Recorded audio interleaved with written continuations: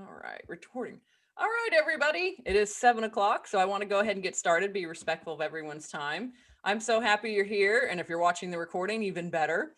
So everybody talks about multifamily brokers. If you're interested in investing in any sort of multifamily, everybody talks about go make a relationship, go build a relationship with a multifamily broker. But chances are you usually don't end up getting any sort of instructions on how to actually build that relationship. Maybe you don't know any, you don't know how to start the conversation. So I went out, my name is Alex, and I'm one of the moderators for Hampton Roads Multifamily and More. I went out and I was lucky enough to find Kristine, who was willing to come and talk. She is a multifamily broker in South Florida, and she's worked with a bunch of other multifamily and more groups. So I thought she was a great fit to talk to the group tonight. So I'm going to let her do her intro, her bio, and then we'll just get started chit-chatting. And if you guys have any questions throughout the process, feel free. You can either unmute yourself and talk directly as a group, or go ahead and put something in the chat and I can go ahead and ask that way. So take it away, Kristine. Awesome. Well, thank you so much. And thanks for joining the show tonight. Clap. So my name is Kristine. I have been selling real estate and in the commercial real estate world since 2006. I'm here in Miami and I sell commercial real estate mostly as a broker. I also invest. I've been investing in fix and flips with a partner for about 7 years. And we mostly target the first time home buyer. And I also invest in multifamily. And I would say that Urbanize Properties is a boutique firm. And we just help our clients basically one opportunity and one property at a time. Thank you so much for having me. I appreciate it. You're welcome. So do you mind talking a little bit? I feel like not a lot of people understand a lot of the responsibilities and roles that a multifamily broker has. They just kind of think, here, they email you stuff from MLS and, you know, they're done, wash their hands, it's up to us. So do you mind talking about kind of what the process is, maybe from pre-listing to post-closing, just in some general terms, so we get an idea of what a broker is responsible for? Sure. First thing, ethics. Always ethics.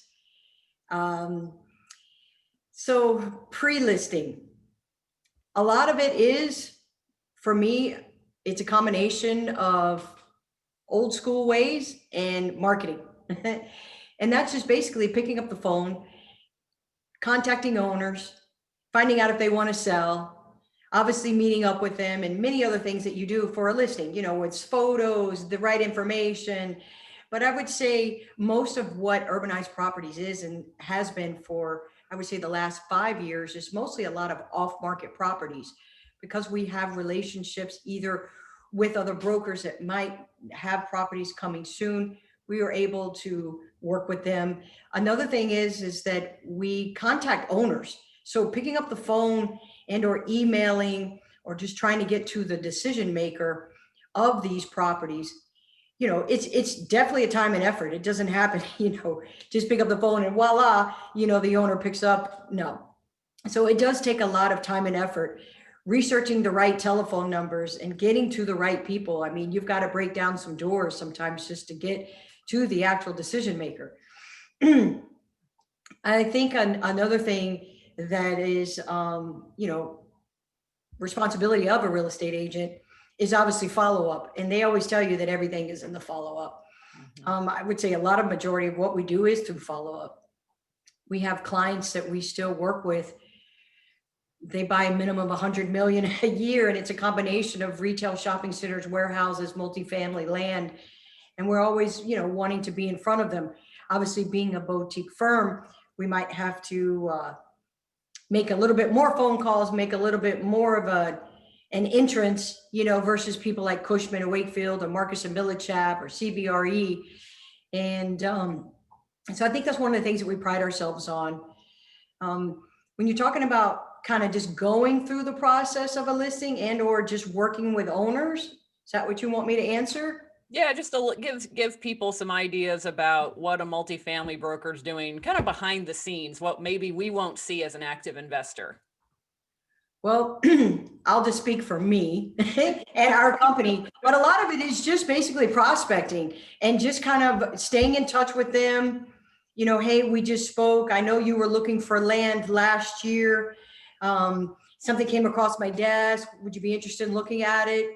You know, a lot of times in these situations, because they are all off market, you do need to protect yourself. And confidential agreements are not uncommon. It is a step that is required. And or if there's a relationship with the client, um, sharing sometimes, and it does happen a lot in the commercial world where buyers do have to pay fees to that agent. So that is one thing to always keep in mind and always be upfront about. Sometimes I get opportunities where they're an assignment of a contract, and they could be anything small, multifamily, up to a warehouse. I just read yesterday an article and I'm just like kind of blown away a little bit. But this gentleman just bought 4 gas stations in the area of Miami. He paid 10.75 million and he flipped it for 15. Wow. Yeah. So it's like, oh my gosh, because that's one of the things that I run into is when you are talking about opportunities, whether it's direct to an owner or an opportunity that you're bringing to a buyer, you have to make sure that the path of progress is laid out for you so you can communicate clearly to the party, whether it's the seller, whether it's the buyer. I know sometimes when you work, and I'm jumping around kind of a bit, but you know, when you work with mom and pop owners, a lot of times they don't have the right information, let's just call it in an Excel, or they have a P&L or any of those kinds of expenses laid out. So you kind of got to piecemeal it together for them and put that together for your clients. That's another step that, you know, that we do as well. So a lot of times getting the information, and because we already know the things that buyers are looking for, sometimes my dialogue includes a lot of questions to the owner. Sometimes it can be a little much, but you have to be able to communicate clearly the opportunity based on condition, based on, you know, who's late fees, you know, everything. So here in Miami, one of the things that is required as a property owner is a 40-year recertification, and it's due every 40 years. And then every time after that is 10 years. So one of the things that if I am working here locally with a buyer looking for a multifamily property that's 5 units or more, one of the things that has to be in place is a 40-year certification. Basically covers electric, structural, things like that. So that's one of the important things down here in South Florida. It's always like when I'm talking to people, because I work on properties in other areas as well, Ohio, Georgia, North Carolina. But I do focus mostly in my backyard. But when I do come across these opportunities, I'm always thinking, oh, does it have the 40-year recertification? It's like, oh, no, that's in another state. It's not required. Sometimes balconies here in South Florida, the railings are very important. They have to be a certain size. So all those kind of nuances go into pre-listing and or post, you know, what you're doing and handling the property. That's awesome. So from what I'm hearing, just so I can understand and make sure I understand it correctly, when you're out there prospecting, you already sort of have some active investors in mind. Like you've met with Oh, some active investors and they said, here's our parameters. Here's what we're shopping for, Kristine. Please locate something that meets those requirements. Is that the kind of the flow of information? that's perfect. Excellent. Thanks for saying that, Alex. And yes, like I said, you know, the one client that I have, we're always trying to feed him because we know that they're great buyers. A lot of times their terms are very aggressive, along with their price might not always be the aggressive that the seller's looking for, but they are definitely people that can bring you to the closing table. But yeah, exactly what you're saying there. I would say last year into this year, it's been a lot tighter on the opportunities. A lot of times I can call up some of my clients and say, ABC Street, here's price, There here's you the income, go. the expenses, here's kind of what this looks like, here's where the opportunity looks like. here's what you can do afterwards, because not only do you have to sell them the property, but you also have to kind of create an exit strategy for them. Most of them kind of already have that in mind, but you're always trying to add and see if there's anything you're missing, so you can add the extra value to that. But a lot of times, yeah, they are clients that we already kind of have in mind. So yeah. So that's wonderful, because that's a great segue to my next question is, when you have an active investor reaching out to you and saying, Kristine, I'm interested in your market, or, whether it's Ohio or Miami or somewhere else, what sort of information are you sort of wanting baseline from them during maybe that initial phone call, or first couple of meetings? What sort of information do you want to have? Sure. Thanks for asking. Obviously the common stuff, name, telephone number, best number to reach you, and email. And obviously, if there's certain times that are better for you.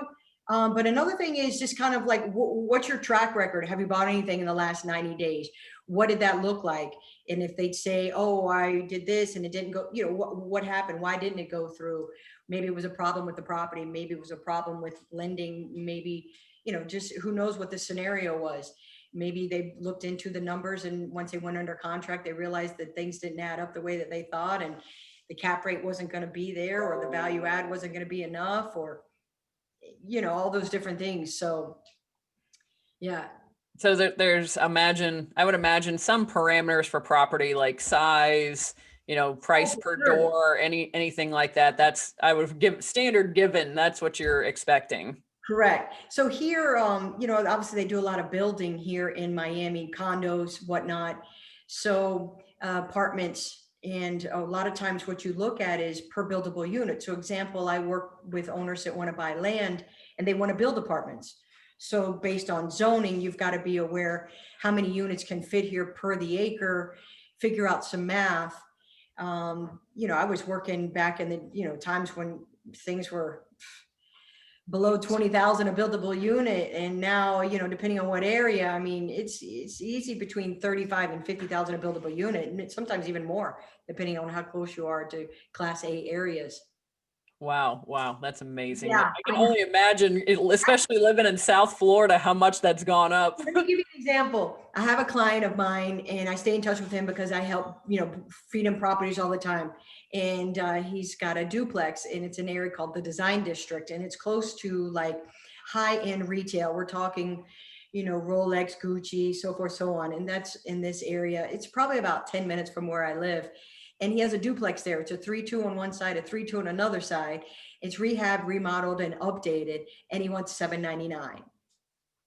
Wow. So something like that. It's vacant right now, but it's in a good area where you could do maybe an Airbnb, maybe take on a short-term rental kind of approach as far as income.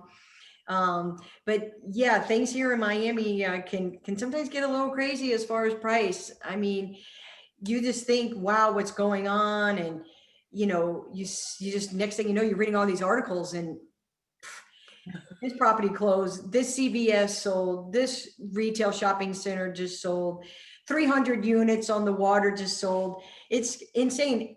And another thing that's been a big uptick here in South Florida is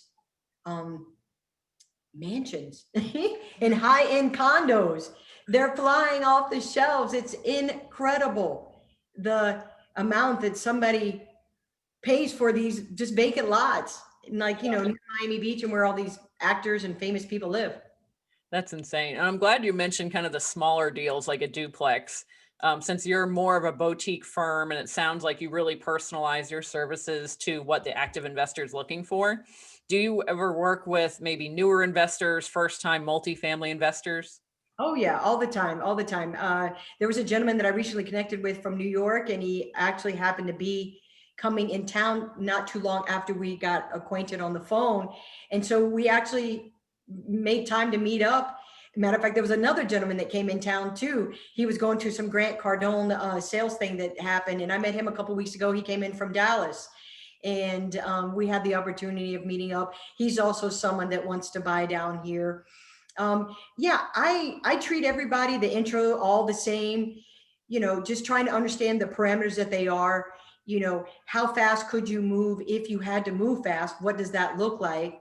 Do you have your source and, your money lined up? And, or if an opportunity needed to request a proof of funds, could you show it? So yeah, I don't mind working with new people, and sometimes everybody's going to start somewhere, right? Yeah. So it's not like I live on, $20 million deals right and left. No, any size deal is always gets the same treatment, professionalism, ethical, and just make sure, like I said, that you're getting all the correct information, because I already know what everybody's going to kind of need. Because I've been in it since 2004. So Yeah, you've seen the ups and the downs, and oh yeah, I've been the peaks and the valleys, and you know what? There's still only two things that sell real estate: price and motivation. right. No matter if it's a peak or a valley. Right. So Yeah. that's awesome. I love that you have that kind of abundance mindset. Everybody's got to start somewhere. So are there any sort of differences that you maybe experience working with maybe a brand new investor versus it's a little bit different working with an investor, like you said, that maybe is closing on 100 million a year? What does that look like in terms of working with a new investor versus someone who's got that level of experience? Well, depending on who their partners are, and that's a great question. Um, how I approach it is just I treat everybody kind of the same. You know what I mean? And if I have uh, let's just say an option for you to line you up for success, I'll say, hey, I know you said this, but would you consider this? Because I know that if you consider this, then it might take you further along in the process, things like that. So um, obviously you want to have your partners lined up, because I mean, look, you can get money from banks, right? But you got to make sure that you're qualified. So you want to definitely make sure that that step's there. And if you do have a team, and I do a lot of times ask, hey, Mr. Smith, are you the decision maker? What role do you play with your partnership and your company? Oh, but I'm not acquisitions. Oh, okay. So maybe you'll connect me with the right person for acquisitions. So you want to make sure that if you're talking asset management, you want to make sure that you've lined yourself up to be able to answer those questions with him. If it's someone with acquisitions, you want to make sure you answer those questions with them. So hope I'm answering that Oh, correctly. yes. Yeah, Yeah. definitely. So given the digital age and COVID and everything else, do you ever just kind of request to maybe jump on a Zoom call with the whole team and everybody can kind of, get in one place and kind of get a good idea, a solid idea of what you're looking for? Yeah, thanks for mentioning that. Matter of fact, it was December, and it was just a couple of days before Christmas, and I actually had a call on Christmas, which of course doesn't bother me, but I actually had to hop on a call. It was a 1031 exchange that had about 15 million that they needed to place, and me and my broker Janet, who is Urbanize Properties, we were prospecting. She came across a group that was actually looking for I had mentioned, the 1031, they might have had something, but it didn't work out. But we all managed to get on Zoom, and it turned into, over $100 million conversation. It was like, whoa, all right, this is exciting, because I was going to A and then I end up at B, and boy, that's exciting. So now I've created, something now they've known I've showed up with some kind of value, whether it worked out or not, but we're going to be, in touch for the future. So And I'm sure you can only talking answer about this, hopping on a Zoom. Yeah, right? Like, heck yeah, like let's meet, let's talk. that's exactly how it just happened to happen. Yep. I don't know if it was the timing or whatnot, but it was available. And so, yeah, I do hop on calls on Zoom. I talk to people I was just on a phone call the other day with a young lady from Switzerland. And it's kind of funny because I've bumped into her and her properties before. And I was always wondering how to reach her. And next thing you know, we spoke. And I've probably been bumping into her for like 2 years, because I work and prospect in the same area where I've noticed she's bought properties. And here I am now finally talking to her, and it's pretty cool. That's really Now cool. I'm So helping her buy land. So, hey, full circle. It's oh one of my those God, things. I mean, it's so I awesome. think that story alone really goes to show the importance of having a relationship and having a longer term mindset that, even if we had a phone call with you tomorrow, that does not mean we're closing on a property next week. That Oh doesn't mean yeah, it's an unsuccessful connection. That yeah. means, it's just a possibility for the future. So I love that. I love that you shared that.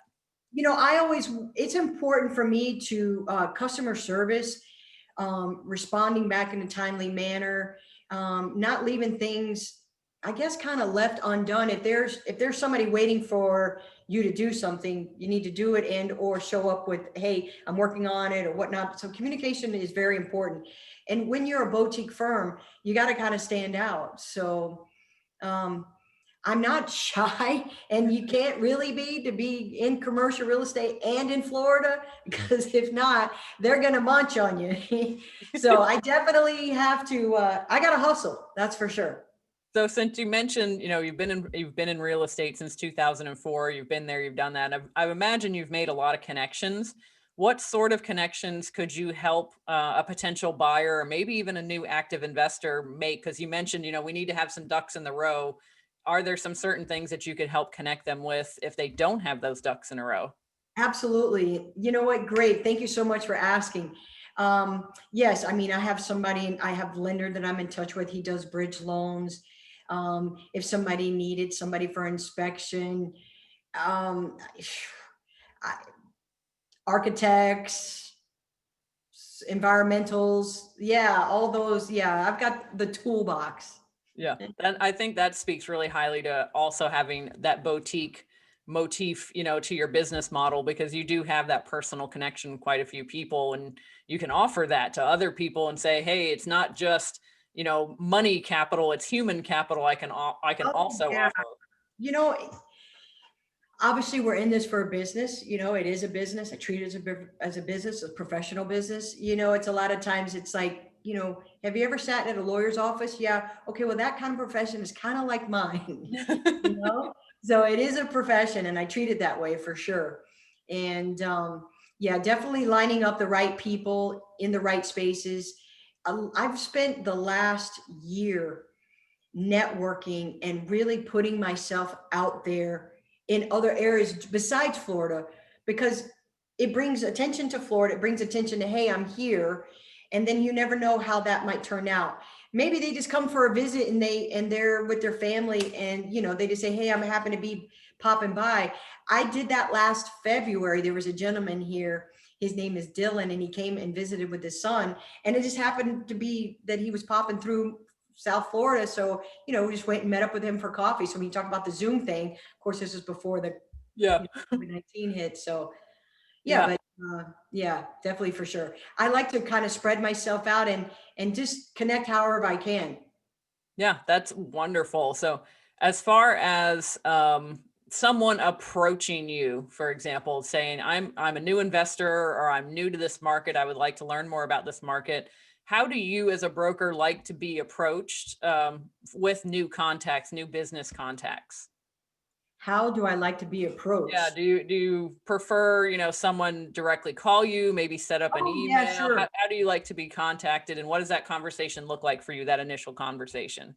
Excellent. Great question. I mean, obviously, look, I mean, all the fun things, text, Facebook, email, Messenger has, it's created obviously a way for all of us in life. I mean, sometimes you might not have their information. And thank you for bringing that point up, because here I go. A lot of times on LinkedIn as well, when I'm prospecting and I don't have their information, I'll look them up on social media. So I have other ways of hitting them besides if I don't have their number or their email. So that's another way when you talk about, talking. Yeah, for sure. Social media is definitely a source to be able to connect with owners, create opportunities. That's awesome. And when you're prospecting, are you specifically going out and saying, okay, I have Shannon who's looking for, a 10-unit property in this particular zip code, you know, does that start your prospecting, or are you kind of going, hey, I noticed this building, somebody's owned it for about 15 years. It's looking a little run down. I think I can find a new owner for this. What's that situation look like for you? When you said on both of those scenarios, and I would say yes. I mean, a lot of times when I just drive, just let's say go to the grocery store, I'm always looking around. I'm always looking and seeing what's this, what's that. I'm blessed a lot of times that when I do talk with people and I haven't seen them in a while or something, I'll remember, oh my gosh, I remember we spoke about 123 Main Street, and they'll be like, wow, you remember that? So I kind of think that's kind of fun whenever you run into people like that, as far as talking about their properties. And Um, just like you mentioned, running into people, having those conversations. How frequently do you think you talk to maybe an active investor? Is it something where Oh, when daily. you, oh, really? You talk to them? Oh yeah, I'm always talking to either it's the people that I've had relationships with, find out what they're buying. Are they selling something? Maybe they know somebody that's selling something. I have a little condo that I'm selling for a client of mine. It's on Miami Beach. It's a 1 bedroom, 1 bath. It's 700 square feet and it's $169,000.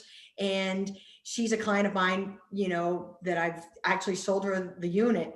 And so when you talk to people, it's not just for a condo that's a 1-1 for Yep. 169,000. It's, hey, who did you talk to at work today? Did they say they need? Did you hear? You know, what's another avenue? So it's not just for the face value of that specific property or that specific, let's say, need. I'll take it further. Oh, did you hear? Do you know of anybody? So I'm always trying to figure out opportunities because, hey, like you said, maybe Shannon's got a 10 unit and I'm about to talk to Peggy. And Peggy, I asked Peggy another question and that sparked something for me to call Shannon and say, hey, I spoke to Peggy and she said, so We're picking on Shannon a little bit here. I know she loves it. I guess we're trying to drop her a 10 unit building somewhere. You're getting a 10-unit building now, Shannon. Let's go, let's go, let's go. Is anybody like, does anyone invest passively here on the call? I know I do. I see one other person that does. I haven't met Peggy before and I haven't met Dina before. But definitely there's at least a few people that I know invest passively in some capacity. Um, Gotcha. so I think it's really good because I'm glad you brought that up because I think it's really good for the passive investors to kind of see what the active investors kind of go through and have to build and whatnot, because it's really not as easy. It's not like residential, normal real estate where you contact an agent and they set up some auto, search things in MLS and then you get Right. a whole bunch of, it's a completely different way of working. And like you mentioned, the prospecting is very time intensive. I Oh, mean, yeah, it is. I mean, it's, it just, you think that you just pick up the phone and it's the first number and everything is going to be rainbows. Oh, no, you got to dig. Maybe it's not it. That phone number doesn't work. This phone number doesn't work for sure. Prospecting is one of the big keys that I guess, makes us stand out as well. And just the extra conversations and just always showing up. It's not just, hey, we do one deal and then it's see you later. I'm staying in touch with you. How's everything? How's your family? Things like that. Are you selling that property? Are you consider buying other things? So with new people as well, it's just staying active with them and they staying active with you. I don't mind. I think follow up and staying in communication is a big key for a lot of our success. yeah, and that leads great to my next question because if you've sent over some properties, you've sent over, hey, here's this 10-unit deal, go ahead and let me know what you think. What sort of time frame and what sort of feedback are you looking for from an active investor once you have sent them some properties that maybe meet their requirements? 2 days. She's I like, mean, done. well, listen, I mean, here's the thing. Everything is moving so fast, right? So either, are you serious? And if you are, so I've said this to people before. Are you serious or are you curious? That's a Or great, no, that's a serious, great are you way. interested? Yes. Curious, are you interested? So you have to dial into, the same thing, like I said, price and motivation. And the motivation is, so if I sent you something over in the next 48 hours and it matches your price and your terms, would you want to look at it? Because a lot of times they'll say, oh, well, just send it to me. Okay, great. So if I was to send it over to you, does that mean you're going to look at it in the next couple of days? What does that look like? So I know how to follow up with them. Asking questions is something that I do to get me to know how to communicate with them. Instead of me telling them, hey, I'm going to call you, I'll just ask them what time works for me to follow up with you. And if they say 2 weeks, I'll make it like 10 days or 8 days, something like that. So you always want to try to just stay in their mind, you Yeah, know? I really like that you're very forward with expectations because I feel like, I mean, at least it's me. I'm going to speak for me as a woman. I think we're kind of inherently trained to just kind of sit back and let someone else kind of guide the conversation and see where things go. And it's not inherently in our nature to step forward and go, this is my expectation of what shall happen. can you do this? Yes or no? Like, I feel like that's kind of a foreign thought to a lot of women investors. So I'm very happy to hear that you put that forward, because I think that also goes to be a good role model for other active investors that reach out to you, because they learn this is the expectation. If I send you something, I'm not here to mince words. Are you interested in investing or are you not? Yeah, I mean, I'm glad that you mentioned that. And, look, if you don't have it done in 48 hours, that was kind of a joke, but kind of not really, because things are, again, are moving quickly. And if you're serious about it, and I'll drop in on you, hey, Shannon, there you are again. Shannon's like, well, I did not sign up want for to make this. sure you saw it, because sometimes it might go to spam and they might not know and things like that.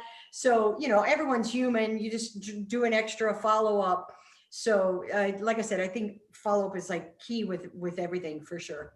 That's awesome. And I was curious, since you mentioned you're doing industrial property, you're doing land, you're doing, multifamily, single family condos, anything like that. Do you kind of notice any differences between those different types of investors? Like, is there any sort of kind of broad base, you're like, apartment investors are generally like this, and this is kind of what they're looking for. Land investors are generally like this is kind of what they're looking for. What does that look like to you for an active investor profile, shall we say? Gotcha. Great question.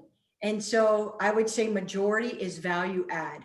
That is key. Do I work with people that want to buy pretty? Yeah, but pretty means below a 5 cap. Mhm. Well, it's still pretty, but it's below a 5 cap. So retail, same thing.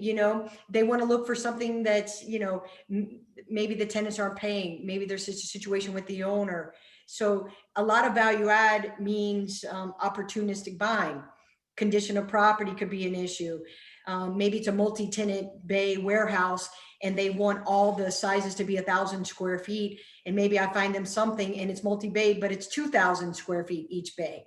So, it's just a matter of just kind of digging in, but, I'll still present it. Hey, it's 2,000. Well, let's go, whatever that looks like. So I would say my top tiers are multifamily, and I would say warehouses would kind of follow.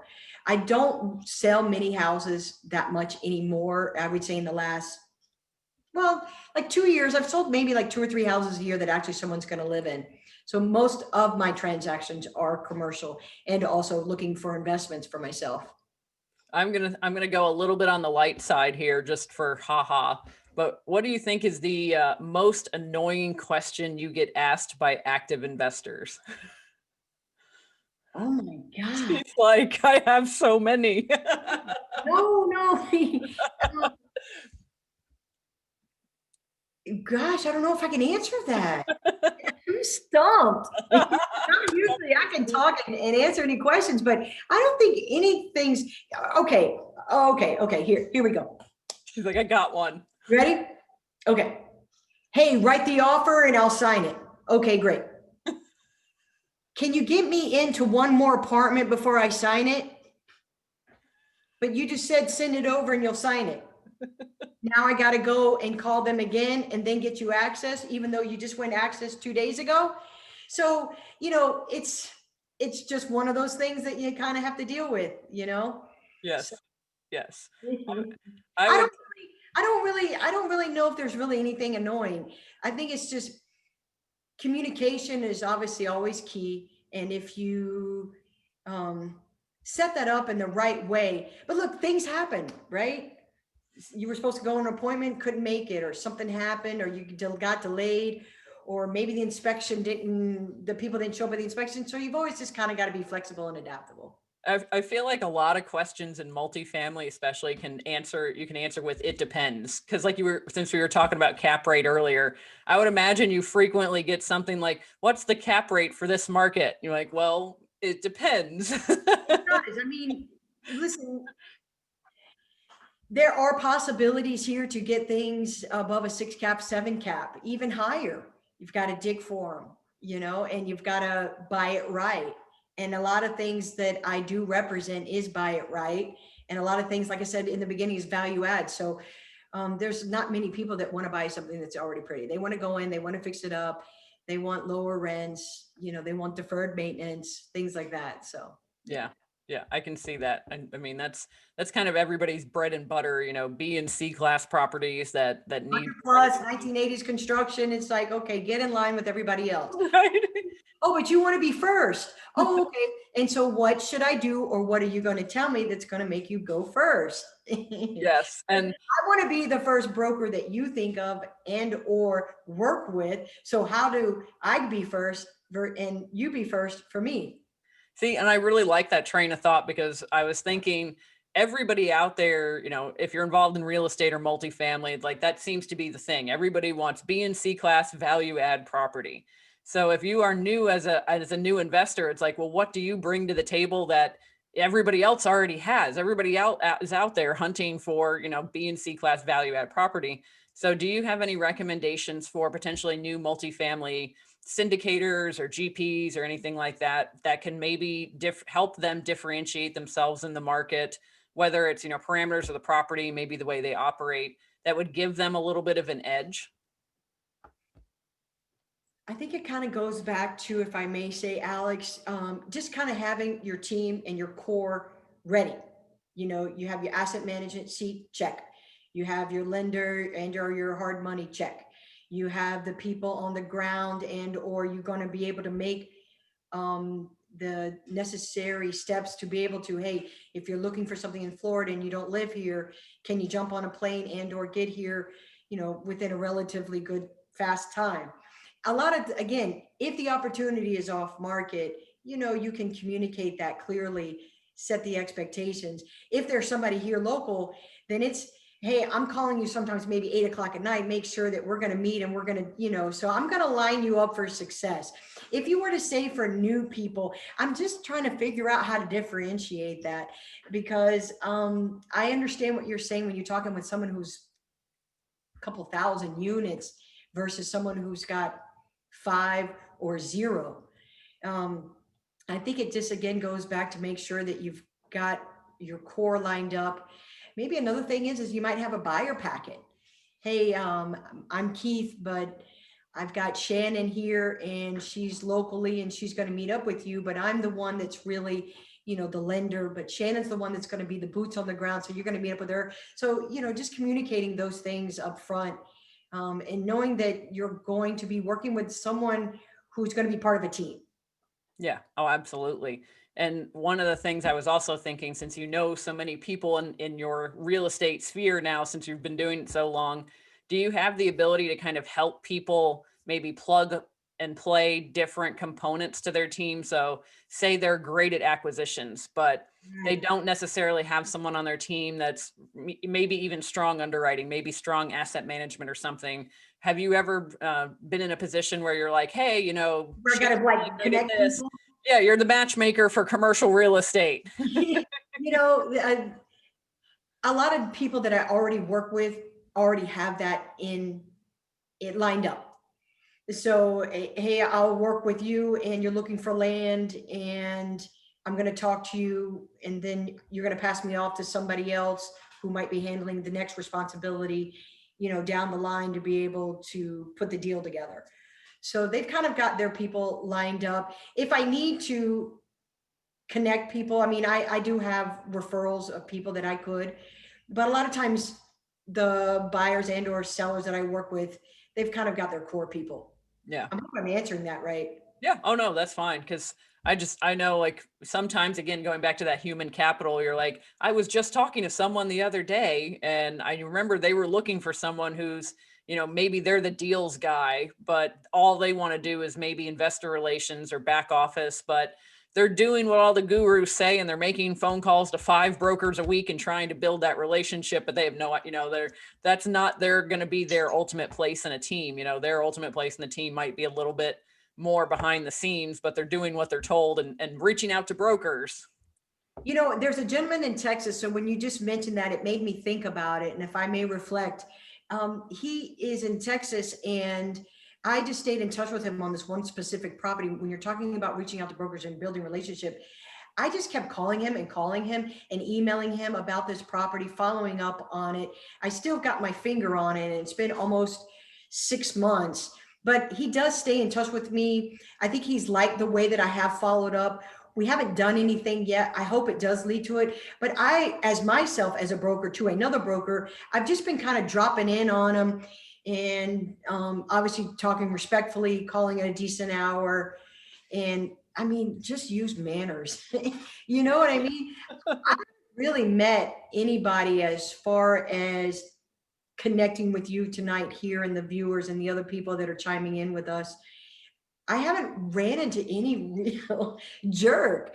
And believe me, I do run into them as buyers and sellers, that they say one thing. I mean, people hang up with me all the time, when I'm prospecting, and I just call them right back up and say, I'm sorry, we got disconnected.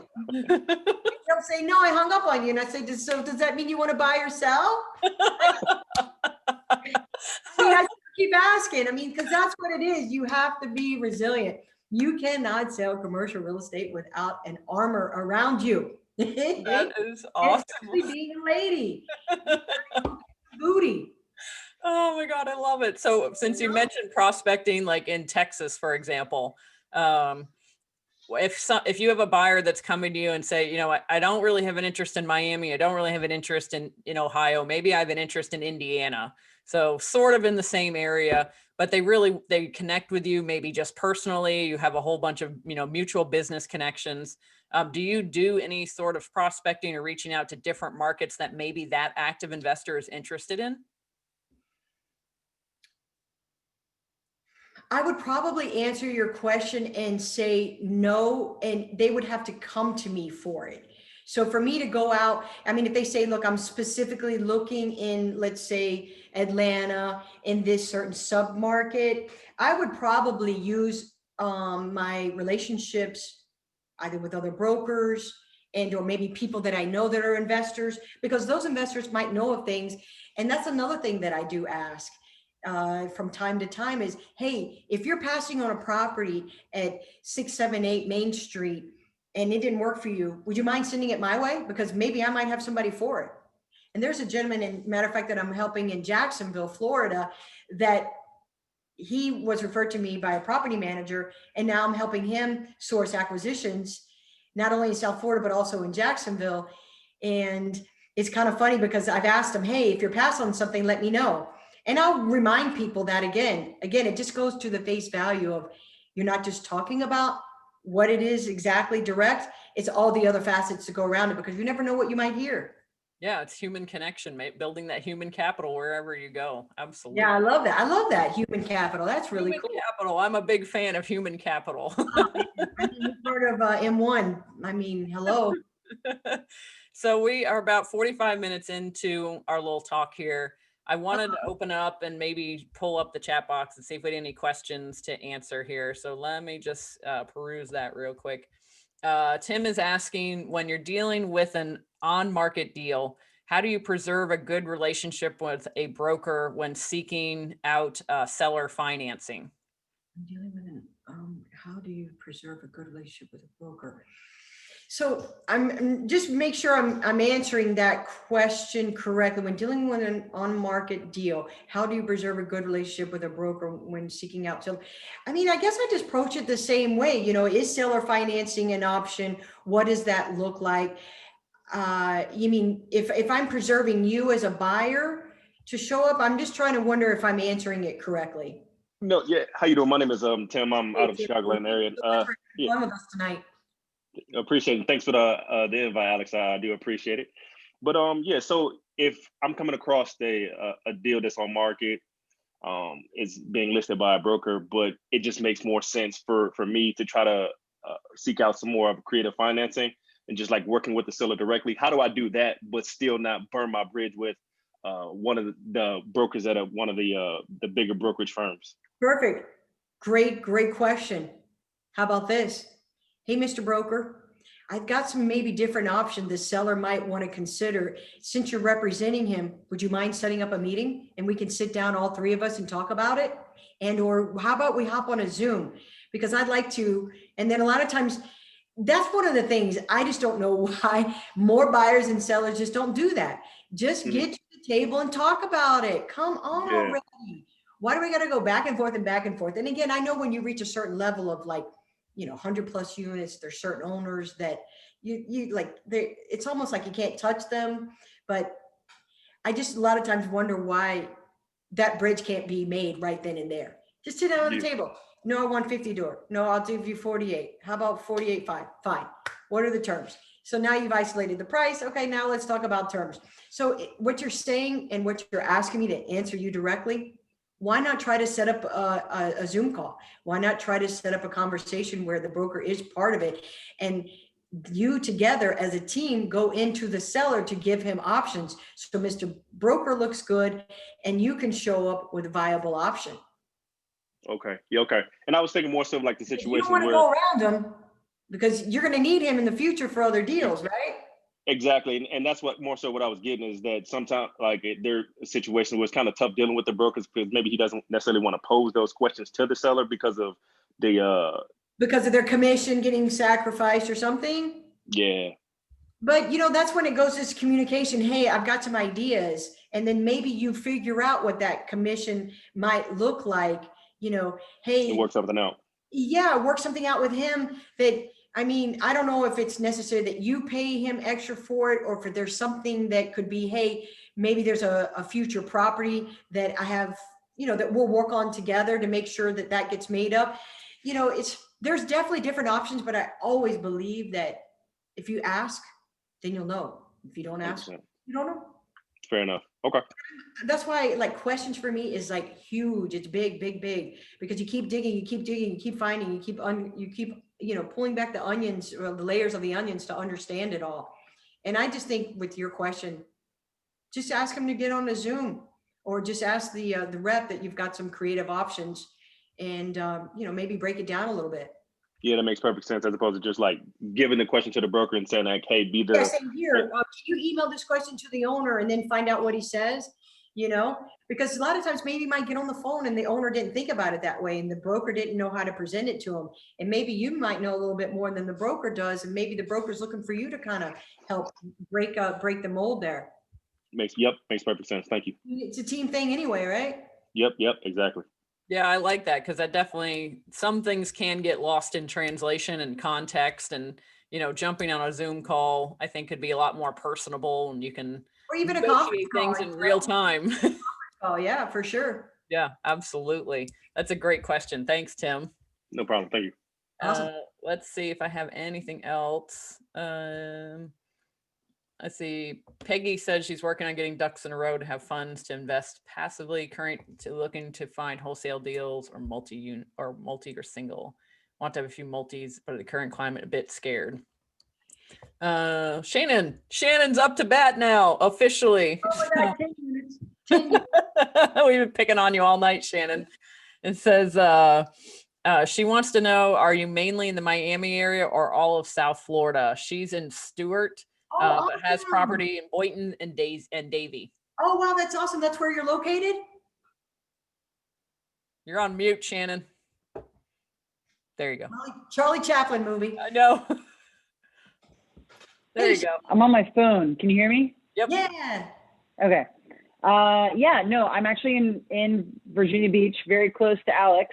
Okay. But my family, I'm born and raised in Stewart. My parents are in Stewart, and my parents have been real estate investors for 30 years. And Awesome. I'm taking over their portfolio as property manager, asset manager here in the next 6 months, and moving back to Florida.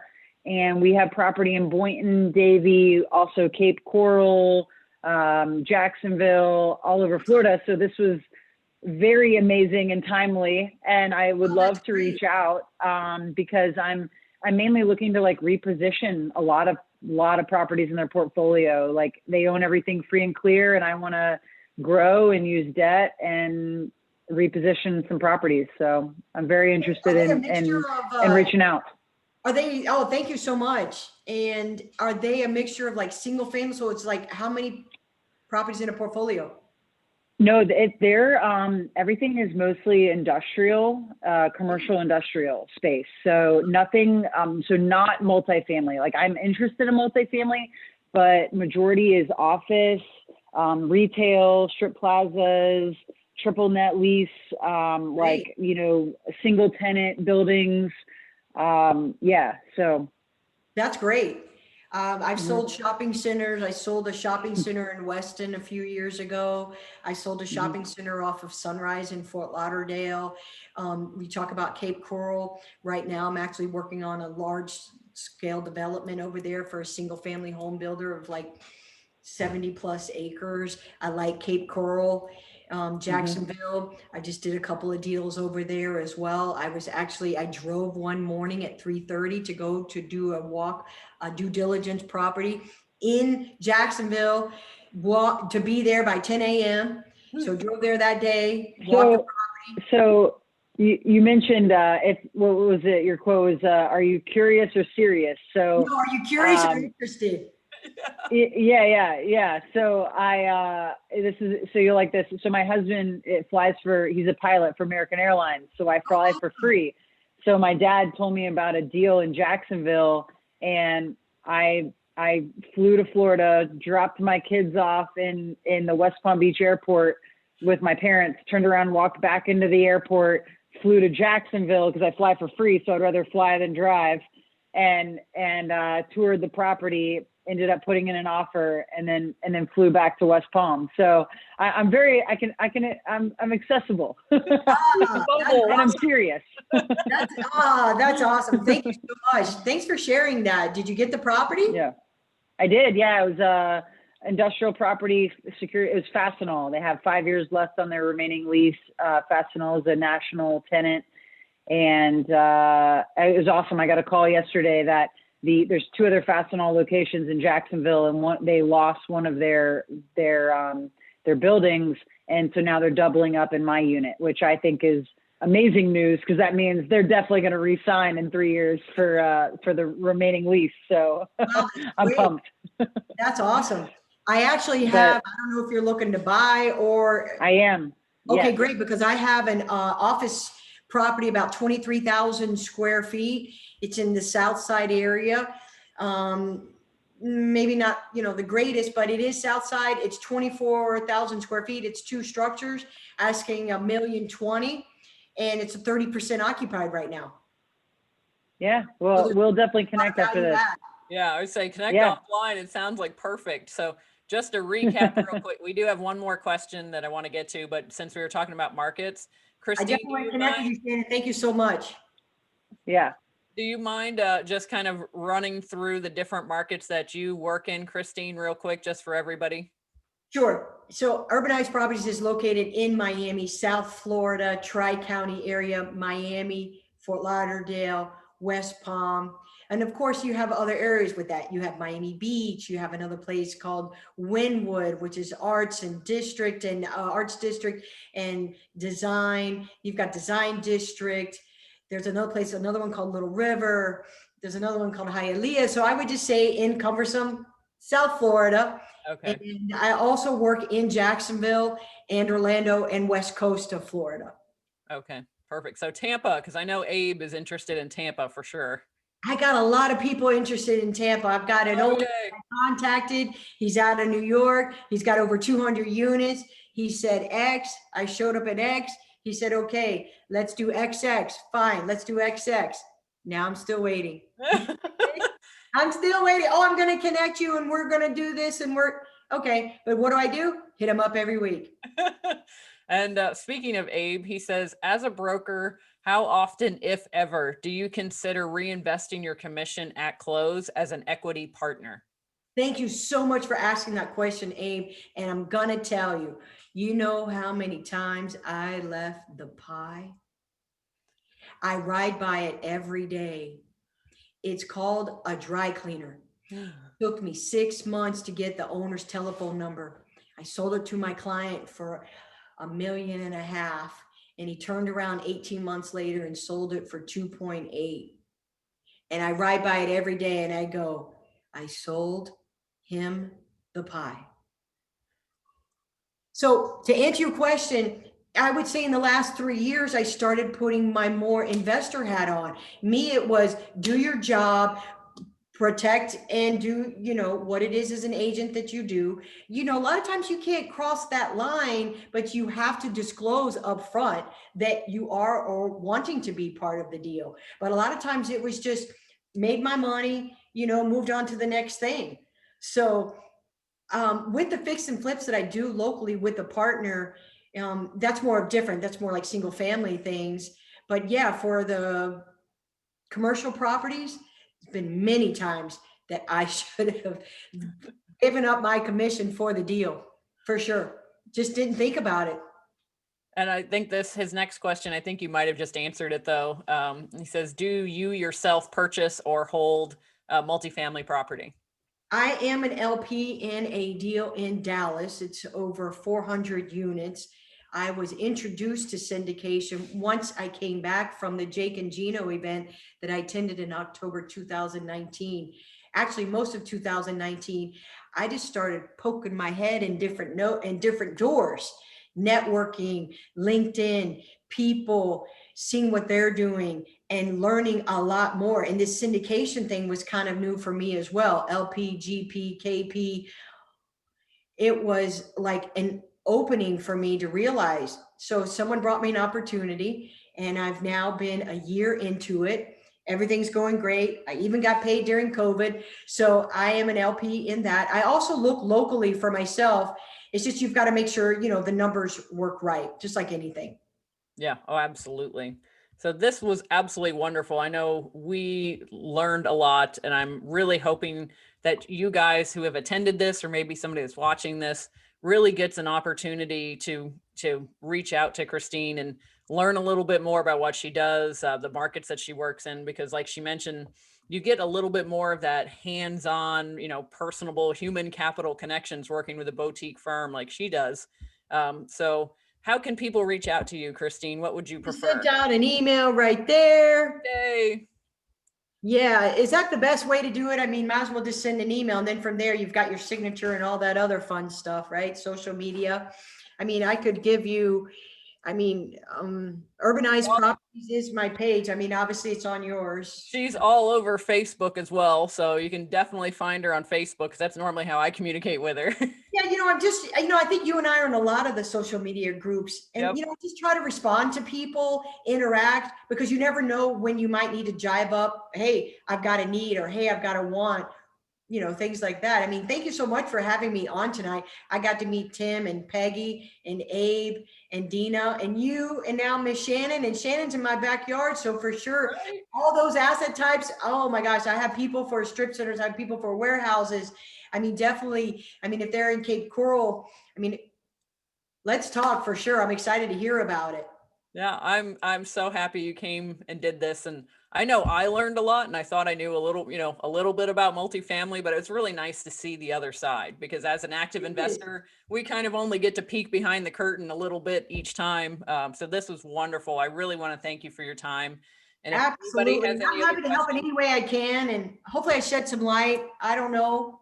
I definitely, I know I learned something. So, I mean, anybody paying attention, I think you dropped a lot of knowledge, and definitely some information that I wouldn't have thought of before. I never really thought about a broker having to do as much prospecting as they do. Oh my gosh. Oh yeah. Yeah. Oh yeah. And just remember, just because it's a constant. I mean, it's always, you're always moving. I mean, look, you still have your marketing and you still have other ways to get it out there. But as a boutique firm, it's always active steps and not so much passive, like an MLS, or put something on LoopNet and just wait for somebody. No, you've got to constantly keep calling people, call people around the property, get them to engage. So thank you so much. I'm happy to be of help and answer any questions anybody has. Absolutely. And then Peggy has one more question. She says, are all of you on tonight brokers or agents? I believe she means the group as a whole. I believe, I think Kristine is probably the only one. Shannon is not, Tim is not. I don't know Dina, so I can't speak for her. But pretty much, I think this is mostly an active investor or passive investor crowd here tonight. Gotcha. So everybody's passive. I would say active and passive. Active and passive. Yep. Gotcha. Is there people that want to prefer to stay passive? Uh, Or everybody's looking to be more on the active side? I would probably say from the people that I do know on this, it's probably people that are passive and maybe want to jump to the active side Gotcha. or Well, listen, pursue I active definitely more think, if I may add one last thing, Sure. I mean, there are pain points out there for owners, but I think there's going to be some more pain points coming. And I think sometime after the summer is when we're going to start seeing a little bit more pain. I mean, obviously retail has been hit, but all those people in retail have now moved over to multifamily, and there was already too many people hanging out in multifamily looking for deals. So now we've got everybody from retail coming over there. But yeah, for sure, it's going to definitely be some more fun times, because it's got to talk to more people. That's what I tell them. It's got to kiss a bunch of frogs and get to the prince. I love it. I love it. Well, thank you. I really appreciate this. And thank you I'm for so stopping glad. by. Thank you. And please reach out to Kristine to chat. As you can see, she's happy to chat with anybody and talk. So thank you. I want to be respectful for everybody's time. And thank you for coming. I really appreciate it. Many blessings to everyone. Many blessings.